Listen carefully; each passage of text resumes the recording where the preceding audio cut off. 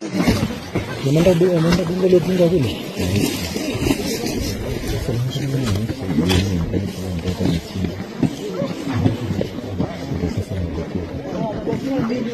Hayo jamaa bora anafunika. No, hazitaka mtu bora.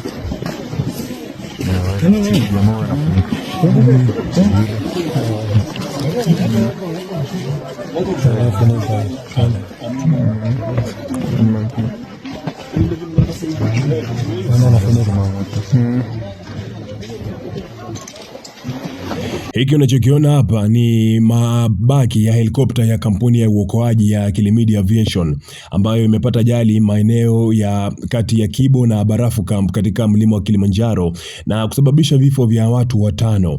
Sasa kamanda wa polisi mkoa wa Kilimanjaro ambaye julikana kama Simon Maigwa amedhibitisha kutokea kwa ajali hiyo ambayo ilitokea jana tarehe 24 mwendo wa saa 11:30 ikiwa inatoka kuchukua wagonjwa wa kampuni ya utalii ya Body Camping.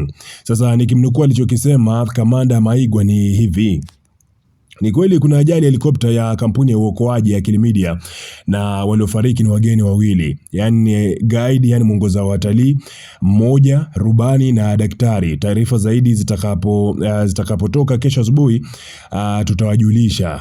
Ni mwisho wa nukuu alichokuwa amekisema kamanda Maigwa.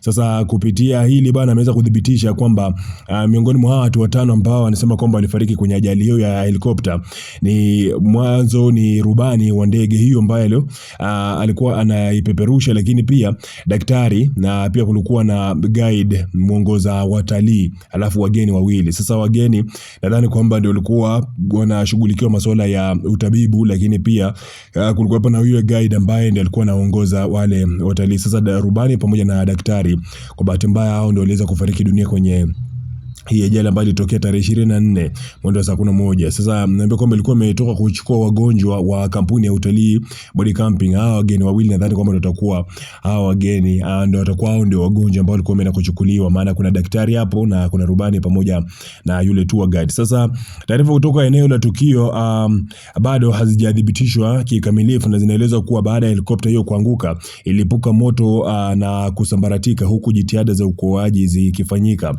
Eneo la Kibohut ama eneo la Kibohut na Barafu Camp ni urefu wa kati ya mita 4670 na mita 4700 kutoka kwa uwanja wa bahari. Wenyewe wanaita sea level. Wanasema kwamba 4670 to 4700 meters